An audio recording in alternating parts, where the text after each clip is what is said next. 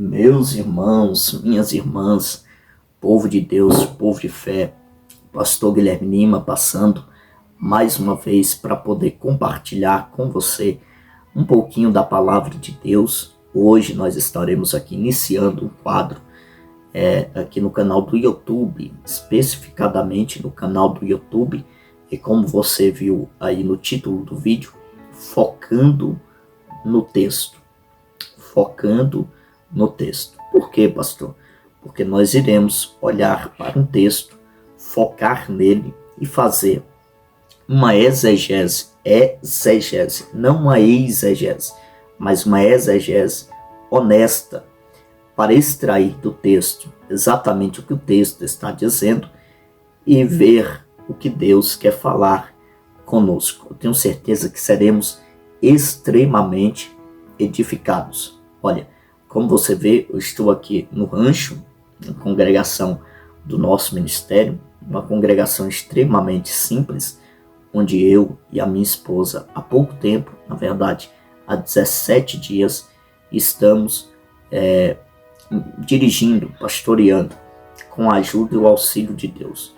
Toda a estrutura dessa igreja é de bambu, o piso ainda é piso grosso, os bancos de madeira estilo antigo, ainda estamos utilizando uma caixa amplificada, uma congregação extremamente simples, ou seja, temos muito trabalho pela frente para ver o desenvolvimento desta obra com a ajuda de Deus. Aqui é um setor de chácaras, ou seja, um lugar bem complexo para fazer a obra de Deus. Entretanto, nós cremos em um Deus que em meio às dificuldades vai nos dando vitória atrás de vitória. Eu repito isso aqui. Nós cremos em um Deus que em meio às dificuldades vai nos dando vitória atrás de vitória. Então é daqui que eu quero compartilhar com você hoje o Focando no Texto. Você que ainda não é inscrito em nosso canal, se inscreva aqui abaixo, ative o sininho, deixe seu like, seu comentário e permita-se também ser um instrumento de Deus, compartilhando com alguém. Eu tenho certeza que se você se permitir, outras pessoas poderão ser alcançadas pelo poder. Poder de quem? Do pastor Guilherme? É óbvio que não. Poder da palavra de Deus. Então compartilhe aí com alguém. Hoje eu quero focar em um texto que está inserido no capítulo de número 12 do Evangelho escrito por João. Capítulo de número 12 do Evangelho escrito por João. Eu vou ler aqui do verso 1 ao verso de número 6 e a gente já vai falar sobre o que está escrito.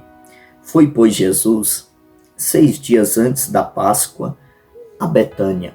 Foi, pois, Jesus 6 dias antes da Páscoa a Betânia, onde estava Lázaro, o que falecera, e a quem ressuscitara dos mortos. Fizeram-lhe, pois, ali uma ceia, e Marta servia, e Lázaro era um dos que estavam à mesa com ele. Então, Maria, tomando um vaso de unguento de nardo puro, de muito preço, ungiu os pés de Jesus, e enxugou-lhe os seus pés com seus cabelos, e encheu-se a casa com o cheiro do unguento. E encheu-se a casa com o cheiro do unguento. Então, um dos seus discípulos, Judas Iscariotes, filho de Simão, o que havia de traí-lo, disse: por que não se vendeu este unguento por 300 dinheiros, e não se deu aos pobres? Ora, 6. Ele disse isto, não pelo cuidado que tivesse dos pobres, mas porque era ladrão. E tinha a bolsa, retirava o que ali se lançava. Olha, eu vou ler somente até aqui. É importante ressaltar para a introdução do que iremos aplicar, que dentre todos os escritores da Bíblia Sagrada, somente 4 tiveram o privilégio de escrever a respeito de um pouco da caminhada, da trajetória, da jornada terrena do nosso Senhor Jesus Cristo. Obviamente, eu estou falando de Mateus, de Marcos, de Lucas e de João. Cada um destes tem um propósito. Mateus, por exemplo, escreve com o intuito de alcançar em sua escrita os judeus. Os judeus eram conhecidos como homens que valorizavam a história. Por este fato, Mateus vai iniciar seus escritos falando a respeito da genealogia de Jesus, a fim de trazer os judeus a verdade do Evangelho.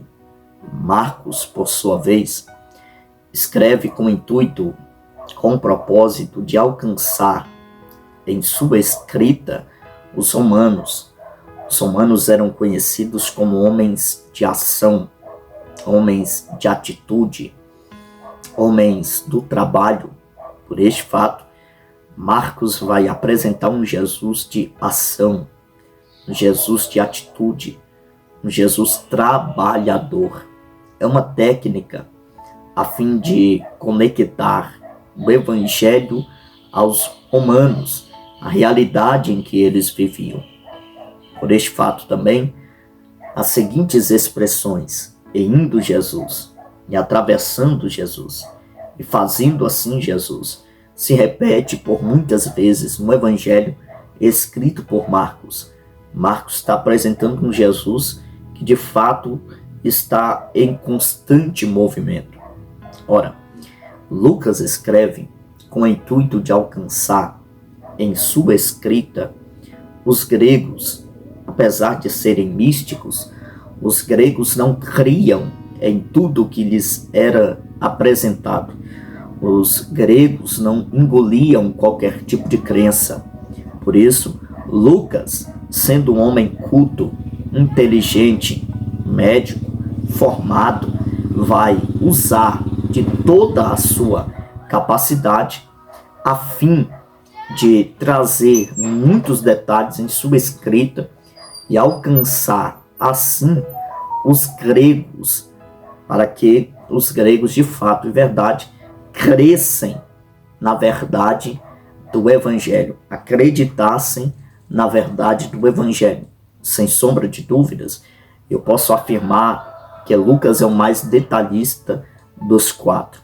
João, por sua vez, ele escreve com o intuito de alcançar em sua escrita os gentios. Pastor Guilherme, quem são os gentios? Gentil é todo aquele que não é judeu. Repito, gentil é todo aquele que não é judeu. É para este povo que João escreve. João também é o mais espiritual dos quatro. Isto eu afirmo sem medo de errar. Entre Mateus, Marcos e Lucas, João é o mais espiritual. Talvez pelo fato de ser o mais próximo de Jesus. João é aquele que reclina sua cabeça sobre o peito do Senhor para descansar, que ouve as batidas do seu coração. João é aquele que se auto-intitulou o discípulo a quem Jesus amava. Este João faz questão de registrar alguns relatos que os demais evangelistas não registraram, como, por exemplo, o primeiro milagre realizado por Jesus, a água transformada em vinho em Caná da Galileia, como, por exemplo, também o encontro de Nicodemos com Jesus, da mulher samaritana com Jesus, do milagre diante do tanque de Betesda, na porta chamada Porta das Ovelhas, a mulher pega no ato de adultério. Todos estes registros só João traz a nós. Nenhum dos demais evangelistas narraram estes acontecimentos, como também a morte e a ressurreição de Lázaro, no capítulo 11 do livro que carrega o seu nome. E aqui eu preciso chamar sua atenção, porque no capítulo 11 do evangelho escrito por João, Lázaro está morto, sepultado. É o ponto final, não tem mais jeito. Repito, no capítulo 11, Lázaro está morto, sepultado. É o ponto final, não tem mais jeito. Porém, no capítulo 12, que é o capítulo seguinte, Lázaro está vivo, ressuscitado, e Jesus está na casa dele. No capítulo anterior, está morto. No capítulo seguinte, está vivo e está com Jesus. Aqui eu já aplico algo para a sua vida. Sorte a sua, olha para mim aqui. Sorte a sua, que Jesus resolveu entrar na sua casa. Há pessoas aqui que já estiveram no capítulo 11, já estiveram mortos, espiritualmente falando, na cachaça, na nicotina, na maconha, na cocaína, na merla, no crack. Você esteve morto, mas sorte a sua que Jesus resolveu entrar na sua casa. E isso aqui já merece um glória a Deus de você, porque o que eu estou ministrando neste dia de hoje é que quem entrou na sua casa não foi qualquer um. Quem entrou na sua casa não foi monge, não foi padre, não foi pastor, não foi papa. Quem entrou na sua casa não foi Buda, não foi Maomé, não foi demônio. Não. Quem entrou na sua casa foi Jesus Cristo, o nosso Senhor. E agora Lázaro está vivo, ressuscitado. Pois bem, no capítulo 12, nós vemos que vai acontecer um culto. É um culto de ceia, como que um culto de ação de graças. Até porque todos estão felizes, todos estão alegres. Lázaro principalmente. Por quê? Porque ele acabou de viver um extraordinário milagre da parte de Deus. Poucas pessoas viveram o que Lázaro viveu. Morrer e ressuscitar, de fato e verdade, é um extraordinário milagre. Então vai acontecer um culto, como que um culto de ação de graças. E aqui eu vou chamá-lo de culto de Betânia. Culto de Betânia. Algumas pessoas vão aparecer neste culto e vão trazer para nós lições, vão nos chamar a atenção.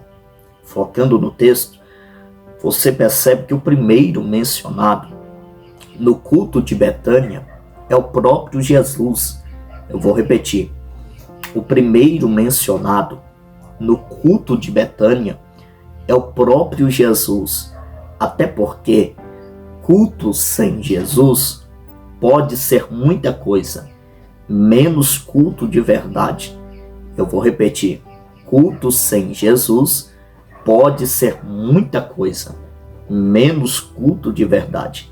O que faz a diferença em culto ainda é a presença de Jesus.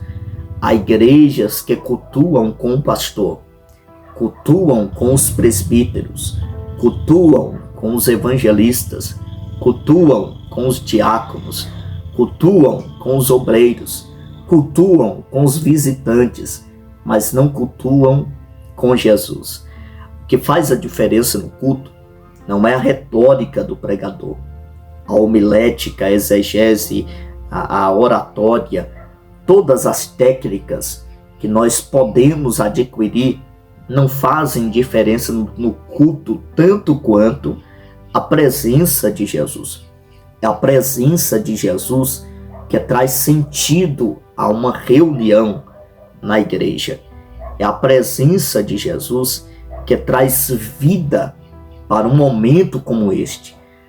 O que faz a diferença ainda é Jesus. Só que no culto de Betânia, o primeiro mencionado é o próprio. O primeiro mencionado é Jesus. Receba isso aqui. Talvez você é um pastor me ouvindo, trazendo esta palavra hoje para você. Você vai cultuar até o arrebatamento da igreja com Jesus. Você vai dar glória com Jesus. Você vai dar aleluia com Jesus. Você vai pregar com Jesus. Você vai cantar com Jesus. Você vai pastorear com Jesus. Você vai falar em línguas com Jesus. A partir de hoje eu ministro isso sobre a sua vida. Pode faltar algumas coisas, porque diante da vida enfrentamos dificuldades. Mas se tem uma coisa que não vai faltar para você, é Jesus. Então Jesus é o primeiro mencionado no culto de Betânia. Qual é o segundo que aparece no culto de Betânia? Ora, nós já falamos a respeito dele aqui. O segundo que aparece no culto de Betânia é o próprio Lázaro, aquele que viveu um extraordinário milagre em sua vida. Ora, este Lázaro, no culto de Betânia, se destaca também, porque ele se assenta à mesa onde Jesus está. Repito isso aqui, ele se assenta, está no texto. Focando no texto, você percebe que ele se assenta à mesa onde Jesus está. Naquele tempo, os judeus não tinham o costume de utilizar cadeiras como nós temos aqui. Mas se fosse no Brasil, Lázaro chegou no culto, puxou a cadeira e se assentou à mesa onde Jesus estava. O que eu acho interessante é que mesa na Bíblia fala de intimidade. Mesa na Bíblia fala de familiaridade. Mesa na Bíblia fala de comunhão. Ninguém aqui sai pela rua, pega um desconhecido e coloca na mesa. Mesa é lugar de gente próxima. Quando Lázaro se assenta à mesa onde Jesus está, nas entrelinhas, Lázaro está dizendo: eu sou amigo dele, eu tenho proximidade com ele, eu tenho intimidade com ele. E aqui eu ministro sobre a sua vida também. Você tem amigo. Glória. Você tem amigo. A igreja não está no mundo desamparada, abandonada. Não. A igreja tem amigo. O melhor amigo da igreja ainda é Jesus. Preste atenção nisso aqui. Seu melhor amigo não é aquele colega da faculdade, da escola, não é aquele colega do trabalho. Seu melhor amigo não é seu pai, apesar de você ter um excelente relacionamento com ele. Seu melhor amigo não é seu filho, apesar de você ter um excelente relacionamento com ele. Não. A maior amizade que você tem não é com a sua mãe, a sua sogra, com seu irmão, com a sua filha. Não. O melhor amigo da igreja, o seu melhor amigo, ainda é Jesus. É Jesus que está com você em todos os momentos. Sabe aquele momento onde as pessoas viram as costas, onde ninguém está do seu lado, onde você se vê rodeado de solidão, desamparado, de fato, humanamente falando? Nesses momentos, Jesus está com você. Jesus é seu melhor amigo. Glória. Deixa eu ministrar algo forte sobre a sua vida. Sendo Jesus o seu melhor amigo, fique tranquilo, descansa, fica em paz. Quem mexe com você está mexendo com ele. Quem toca em você está tocando nele. Quem fala mal de você está falando mal dele. Quem se levanta contra você está se levantando contra ele. Jesus é seu melhor amigo. Só que uma terceira pessoa vai aparecer no culto de Betânia. Aqui não é um homem, aqui é uma mulher. E qual é o nome dessa mulher? O nome dessa mulher é Marta. Eu já ouvi tantos e tantos pregadores baterem de forma desenfreada em Marta. Não consigo. Marta tem um papel de suma importância no culto de Betânia, porque apesar de Marta não chegar e se assentar à mesa com Jesus, está no texto, ela vai servir a mesa. Marta pega uma bandeja e vai servir. Servir quem, pastor? Servir Jesus e servir Lázaro. Servir Jesus e servir Lázaro. Preste atenção. Ela vai servir Jesus e vai servir Lázaro. Porque o papel do crente é esse. Ele serve a Jesus e ele serve a igreja. Ele serve a Jesus e ele serve a igreja. Essa história de que eu sirvo a Deus e somente a Deus é conversa para boi dormir. Você serve a Deus e serve a igreja. Então Marta está dando exemplo.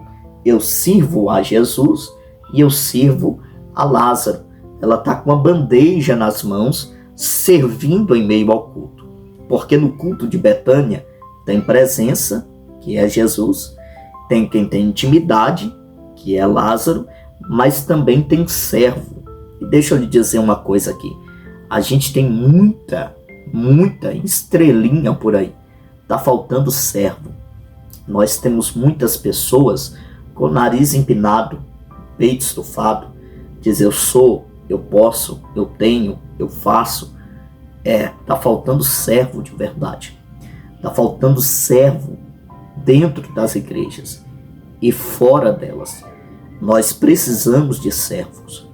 Nunca a igreja mundial, em um contexto geral, precisou tanto de servos de verdade. Às vezes a pessoa quer ser tudo, quer ser pregador, quer ser pastor, quer ser obreiro, quer ser cantor, mas não quer ser servo. O maior anseio da igreja deveria ser servir. Ora, Maria ou Marta está dando exemplo. Eu estou no culto, eu estou servindo. Eu vim para o culto e eu vim para servir. Eu quero ministrar algo aqui, que em pouco tempo Deus vai levantar uma massa. Receba isso aqui, em pouco tempo Deus vai levantar uma massa extraordinária. De quê, pastor? De servos no Brasil e no mundo. Eu estou falando servos de verdade. Servos que não tem medo de cara feia. Servos que não tem medo de fofoca, de calúnia, de mentira. Servos que não tem medo de macumba, não tem medo de demônio. Servos que estão prontos para orar, para lavar uma igreja, para limpar uma cadeira. Servos que estão prontos para pregar, para adorar, que estão prontos para ir para o combate. Eu profetizo que em pouco tempo Deus vai levantar uma multidão de servos no Brasil e no mundo. Se você é pastor e está me ouvindo aqui, olha para cá. Deus vai levantar servos na sua igreja. Deus vai levantar servos no seu ministério. Esse negócio de estrelinha não é para este lugar que você dirige, pastoreia. Igreja não é lugar de gente arrogante, soberba. Igreja não é lugar de quem se acha. Não. Igreja é lugar de servo. Ei, pastor, Deus vai levantar servos aí onde você está. Nesta igreja, neste ministério, nessa localidade. Servos que de fato e verdade virão para somar e não para subtrair. Virão para trabalhar e não para dar trabalho. Marta está com a bandeja na mão, servindo. Então, até aqui, você percebe que no culto de Betânia tem presença, Jesus, tem quem tem intimidade, Lázaro, tem quem serve, Marta, mas agora vai aparecer uma quarta pessoa. Essa aqui se destaca de Lázaro e de Marta. Por quê, pastor? Para começo de conversa, ela não sai de casa com as mãos vazias. Ela pega um vaso, eu vou pegar aqui para representar, ela pega um vaso cheio de unguento de nardo puro nas mãos. E ela vai para Betânia. Eu gosto aqui de ilustrar para a pessoa poder, de fato, ir compreendendo de forma mais clara o que eu estou trazendo. Eu imagino que se alguém perguntou para Maria, onde é que você vai? Maria respondeu, eu vou para o culto, vou para Betânia. E este vaso de unguento de nardo puro nas mãos é para levar para lá, mas é caro. Há quem diga que o vaso de unguento de nardo puro que Maria levou para Betânia equivalia a 300 dias de trabalho. É quase um ano de trabalho. Alguém dizia, mas é caro. E Maria dizia, eu sei que é caro, mas é porque eu não vou entregar para Pedro, eu não vou entregar para Tiago, eu não vou entregar para João, eu vou entregar para Jesus. E se é para Jesus, tem que ser o melhor. Preste atenção. Se é para Jesus, tem que ser o melhor glória, o melhor aleluia, a melhor adoração, o melhor louvor. Se é para Jesus, tem que ser o melhor. Vou falar rasgado? Com Deus o negócio não é meia boca. Com Deus eu não faço por fazer. Há pessoas crentes que precisam aprender com Maria. Já viu? O cidadão vai para a igreja e chegando lá, ele fica com a cara amarrada. Ele canta, parece que está de luto. Nem parece que está em culto. Cadê a alegria de estar na presença de Deus? Ora, para Jesus tem que ser o melhor. Não pode ser uma coisa mal feita, de qualquer forma. Não. Para Jesus é o melhor. E lá vai Maria para o culto de Betânia. Quando Maria chega no culto de Betânia, ela não senta à mesa onde Lázaro está com Jesus. Ela não pega a bandeja e vai servir com Marta. Maria, quando chega no culto, ela vai para debaixo da mesa se derramar aos pés de Jesus. Por quê, pastor? Porque no culto de Betânia tem presença, Jesus, tem quem tem intimidade, Lázaro, tem quem serve, Marta, mas também tem quem adora, Maria. Maria vai para os pés de Jesus. Quando Maria está aos pés de Jesus, ela não perde tempo. Ela não foi lá para perder tempo. Ela não foi olhar a roupa de Marta. Ela não foi ver como que Lázaro se comunicava. Não, ela foi adorar. Ela não foi para perder tempo. Quer um conselho? Vai para o culto. Não vá para perder tempo, não. Vá para adorar, para se derramar, para entregar o melhor. Quando ela chega, ela quebra o vaso de unguento de nardo puro aos pés de Jesus. Ora, ela entregou o melhor aos pés de Jesus, o melhor que ela tinha. Entregou aos pés de Jesus, quebrou o vaso aos pés de Jesus. Há quem diga que os pés de Jesus foram molhados não só com unguento de nardo puro, mas os pés de Jesus foram molhados com unguento de nardo puro e com as lágrimas de Maria. Mas vamos focar no texto. É o título deste vídeo, focando no texto. O que o texto diz é que ela quebrou o vaso de unguento nos pés de Jesus. O fato é que os pés de Jesus foram molhados. Não sei se também com lágrimas, mas de certo temos escrito que os pés de Jesus foram molhados com unguento de nardo puro. Quando os pés de Jesus foram molhados, o que a Bíblia diz é que Maria pega os seus cabelos e começa a enxugar os pés de Jesus. Ela enxuga os pés de Jesus com os seus cabelos. Olha o versículo 3. E enxugou-lhe os pés com os seus cabelos, e encheu-se a casa com o cheiro do unguento. Vamos focar nisso aqui. E enxugou-lhe os pés com os seus cabelos. Aqui eu aprendo duas coisas. Porque cabelo na Bíblia, para a mulher, fala de honra. Cabelo na Bíblia, para a mulher, fala de honra. Quando Maria pega os seus cabelos, enxuga os pés de Jesus, ela está dizendo, diante da presença dele, eu me abstenho, eu abro mão de toda a honra. A honra é dele. A honra é dele. Preste atenção, nós como humanos gostamos de ser honrados. Eu gosto de ser honrado. Você gosta de ser honrado. Gosta de ser honrada. Sim, mas no ambiente de culto, Maria está dizendo a honra é toda para ele. É como João Batista dizia, que eu diminua e que ele cresça. A honra é dele, a glória é dele, o louvor é dele, a adoração é para ele, a exaltação é para ele, o engrandecimento é para ele, tudo é para ele. Essa é a primeira coisa que eu aprendo. A segunda coisa é que por um tempo eu me questionei por que Maria não pegou uma toalha para enxugar os pés de Jesus. Por que Maria não pegou um pano para enxugar os pés de Jesus? Até que a resposta veio a mim. E aqui é a segunda lição desta parte do texto. Se Maria enxuga os pés de Jesus com uma toalha, o óleo fica na toalha. Se Maria enxuga os pés de Jesus com um pano, o óleo fica no pano. Mas se Maria enxuga os pés de Jesus com o cabelo, o óleo fica na cabeça. E aqui eu ministro isso sobre a sua vida. Por quê, pastor?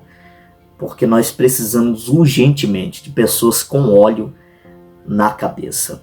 Este óleo aqui, nós podemos utilizá-lo para representar a presença do Espírito Santo, a unção do Espírito Santo, a autoridade do Espírito Santo. Nós precisamos ter óleo na cabeça. Preste atenção, eu ministro neste dia de hoje sobre a sua vida. Não vai faltar óleo na sua cabeça. Que em todo tempo sejam alvas as suas vestes e que nunca falte o óleo sobre a sua cabeça. Primeiro livro de Samuel, capítulo 16, diz que quando Samuel foi à casa de Jessé e chamou Davi do campo, do mato, Davi entrou pela porta, Samuel derramou óleo na cabeça de Davi, e Davi não foi para o trono, Davi não colocou a coroa, Davi não vestiu as vestes de rei.